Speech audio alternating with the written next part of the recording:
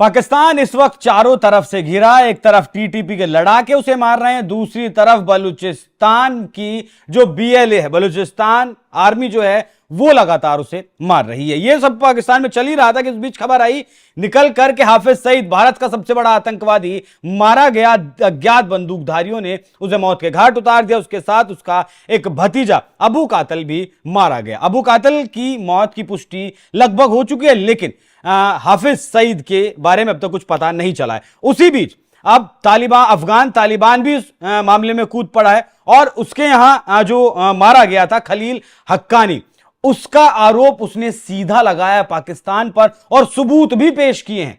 और वो सबूत जो दिए हैं उसके हिसाब से आईएसआई ने, ये जितने भी हमले हो रहे हैं ये आईएसआई करवा रही है, फिर खलील हक्कानी को भी आईएसआई ने ही मरवाया है। तो पूरा मामला क्या है, क्योंकि बहुत ज्यादा खिचड़ी पाकिस्तान में इस वक्त पकी है। उस खिचड़ी को समझने के लिए मेरे साथ मौजूद है हमारे वरिष्ठ सहयोगी पंकज प्रसून। सर बहुत बहुत स्वागत। देखिए सर, कभी कभी ना समझ के बाहर हो जाता पाकिस्तान वाला मुद्दा है। अब ये अफगानिस्तान भी बीच में आ गया कि खलील हक्कानी को आईएसआई ने मरवाया है। अब तक पाकिस्तान के सर पर परेशानियां कम थी टीटीपी की और उसकी बीएलए की। नहीं, देखिए, ये हक्कानी नेटवर्क जो है, जब अमेरिका गया अपनी सेना को विड्रॉ करके, तो उस सरकार में हक्कानी नेटवर्क के लोग शामिल थे। इसमें खलीलुर रहमान हक्कानी भी थे, मंत्री थे। ठीक है। और क्या हुआ, 16 दिसंबर 2024 को काबुल में इनकी हत्या कर दी गई। उस हत्या की जांच अफगानिस्तान की सरकार करवा रही थी। ठीक है। और ये हक्कानी नेटवर्क के बहुत सीनियर नेता थे। अब जो जांच रिपोर्ट आई है उसके अनुसार अफगान तालिबान ने आरोप लगाया है कि खलीलुर रहमान हक्कानी, जो हक्कानी नेटवर्क के हेड हुआ करते थे, ऑपरेशनल हेड, उनकी हत्या पाकिस्तान आईएसआई ने कराई। वो इसलिए कराई क्योंकि बहुत सारे राज, आईएसआई के बहुत सारे राज हक्कानी नेटवर्क को पता थे और पाकिस्तानी आईएसआई को शक था कि वो राज भारत को ट्रांसफर किए जा सकते हैं। क्योंकि हक्कानी नेटवर्क को इसलिए आईएसआई के राज पता थे कि आईएसआई ने हक्कानी नेटवर्क का इस्तेमाल करते हुए पहले अफगानिस्तान में तालिबान का शासन स्टैब्लिश किया और बाद में अमेरिका का हेल्प किया पैसे लेकर, टोल कलेक्टर बन गए। और हक्कानी ने, हाँ, फिर ये तो टोल कलेक्टर, वो तो वही उनकी इकोनॉमी ही चल रही है। तो ये बहुत बड़ा खुलासा है अगर जियोपॉलिटिक्स से नजर देखे। क्या है कि पाकिस्तान हर जगह ये शोर कर रहा है कि हमारे यहां के जो लोग हैं उसको रॉ मरवा रही है, या टीटीपी मार रहा है, या बलूचिस्तान नेशनल आर्मी मार रही है। लेकिन पहली बार यह आया है कि अफगानिस्तान में सीनियर मंत्रियों की हत्या के पीछे आईएसआई है। यानी यह फुल फ्लेज्ड वॉर है। आईएसआई अफगानिस्तान में मरवा रहा है और अफगानिस्तान तालिबान पाकिस्तान में मार रहा है। तो कुल मिलाकर अपने यहाँ सर वो बचा नहीं पा रहा है अपने लोगों को, अपने आतंकियों को जिन्हें पाल पोस के बड़ा किया, दूध पिलाया, उन्हें वो बचा नहीं पा रहा है, तालिबानियों को मार रहा है। एक बात जान जाइए, पाकिस्तान आईएसआई के बारे में कहा जाता है कि ऐसा कोई सगा नहीं जिसे इन्होंने ठगा नहीं। इन्होंने तालिबान का इस्तेमाल किया, फिर अमेरिका के पैसे के लिए तालिबानियों को मरवा दिया। अफगानिस्तान का इस्तेमाल किया रशिया के खिलाफ, और फिर उन्हीं अफगानिस्तान के लोगों पर बमबारी करवा दी अमेरिका से। इन्होंने इस्तेमाल किया ये कश्मीर में इन मिलिटेंट्स ग्रुप को, हाफिज सईद, लश्कर तोयबा और जमातुल दावा, इन सब का इस्तेमाल किया कि नहीं? आज एक एक करके मरवा रहा है यही, क्योंकि अब उनका यूज हो गया, वो पैसे खा रहे हैं ना बैठे बैठे। जो हाफिज सईद वगैरह जो इनकी बात आ रही है, ये भी फिर आईएसआई के टारगेट है। बिल्कुल बिल्कुल वही करवा रहा है। दूसरा देश का ये संभव ही नहीं है कि पाकिस्तानी फौज के सिक्योरिटी में जो लोग हैं उनको इस तरह आसानी से हत्या हो जाए।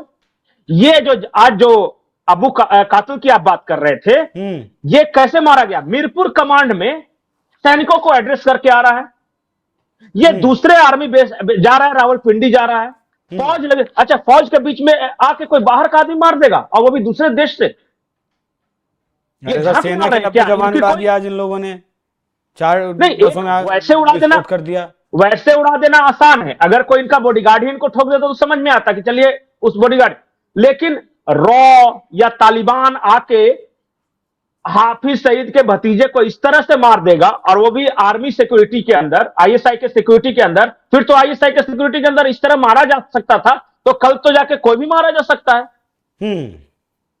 जिस तरह की सिक्योरिटी यासीन मुनीर साहब के पास है, उस तरह की सिक्योरिटी ये हाफिज सईद के पास है। आसिम मुनीर की तो लश्कर सिक्योरिटी तोयबा के हेड शहबाज के पास शरीफ ही है। करते हैं ना। गाड़ी का दरवाजा सुना है शहबाज मैंने, वही शरीफ के खोलते हैं। आप ही तो नहीं बता रहे कार थे एक का दिन। दरवाजे खोलते हैं, बिल्कुल नहीं, वो तो प्यादे हैं, वो पाकिस्तानी सेना इनकी सिक्योरिटी, और इनको कोई खतरा नहीं, क्योंकि पता है, हर किसी को पता है कि ये तो ऐसे ही है, प्यादे हैं। पाकिस्तान के बारे में एक वहीं के सीनियर अधिकारी ये कह रहे थे कि आज की तारीख में पाकिस्तानी प्रधानमंत्री की औकात इतनी है कि कल को जाके आसिम मुनीर साहब कह दे कि जाइए प्रधानमंत्री जी कोने में बैठे रहिए, हम्म। तो ये बिना कुछ सवाल किए चले जाएंगे, वहां से जाके कहेंगे सर पट्टा डाल के बैठो या बिना पट्टे के बैठो। हम्म। बस इस हद तक ये प्रधानमंत्री की औकात है पाकिस्तान में, और ये वही के सीनियर अधिकारी बताते हैं। तो वहां पाकिस्तान मतलब फौज, पाकिस्तान के बारे में एक और बात कही जाती है, दुनिया में हर देश के पास एक सेना है, पाकिस्तान एक ऐसा मुल्क है जहां सेना के पास एक मुल्क है, सेना के पास एक देश है।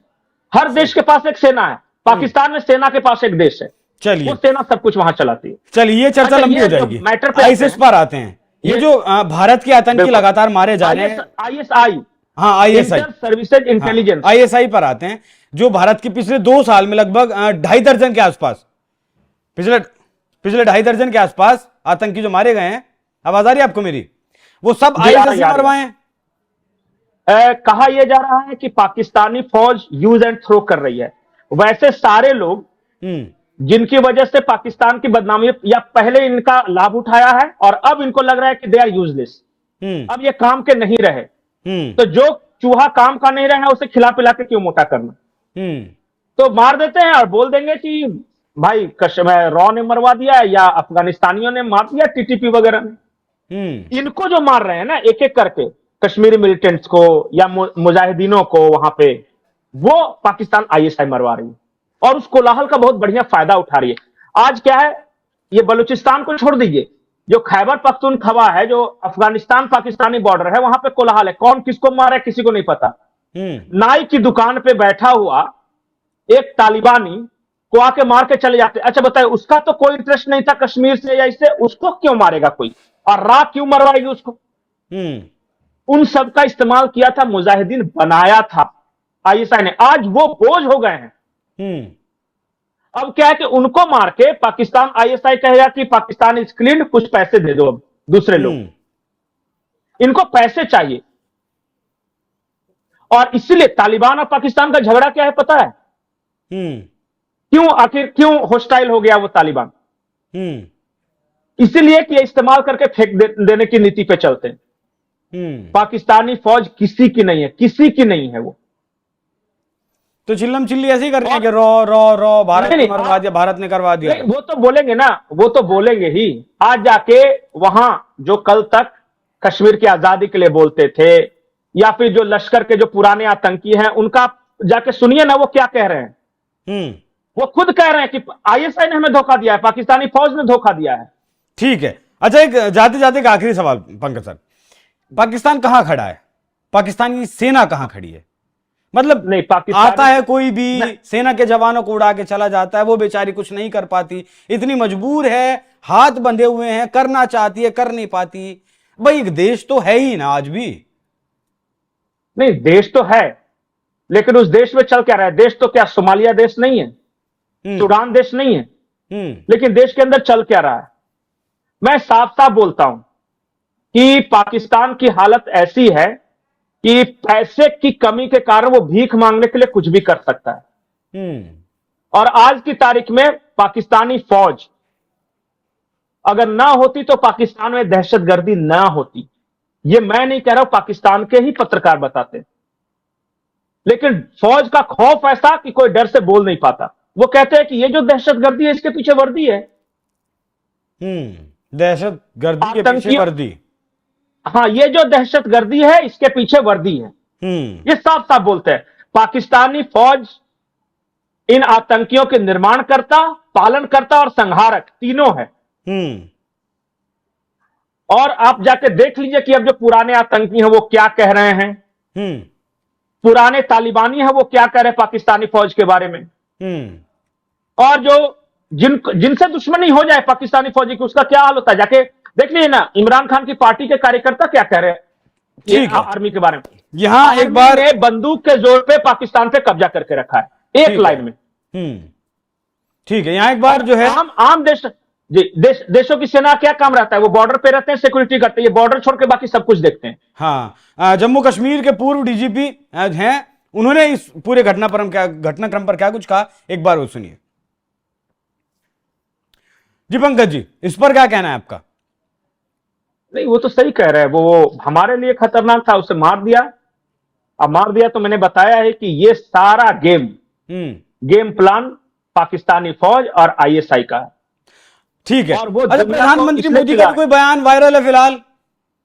हाँ, प्रधानमंत्री मोदी ने एक विदेशी पत्रकार हैं, उनके साथ इंटरव्यू के दौरान इन्होंने कहा, पाकिस्तान को लेकर बात हुई तो इन्होंने कहा कि देखिए, पाकिस्तान के साथ, सारे पड़ोसियों के साथ हमने वही नीति अपनाई थी, लेकिन पाकिस्तान को समझ में नहीं आई। उन्होंने बताया था कि जब 2014 में मैंने पहली बार शपथ लिया था तो नवाज शरीफ को बुलाया था और उनके साथ 1 to 1 बातचीत की थी। मैंने उन्हें बताया था कि देखो, तुम्हारा लोकेशन इतना अच्छा है कि अगर भारत और पाकिस्तान एक साथ मिलकर काम करें तो कितनी अपॉर्चुनिटी है हमारे पास। उन्होंने कहा कि देखो, जैसे ही तुम्हारे यहाँ रोडवेज शुरू हो जाएगा, गैस पाइपलाइन शुरू हो जाएगा, तो हम सीधे ईरान से गैस बाई पाइपलाइन से भारत मंगा सकते हैं, तुम्हें उसमें फायदा होगा, you will be the custodian.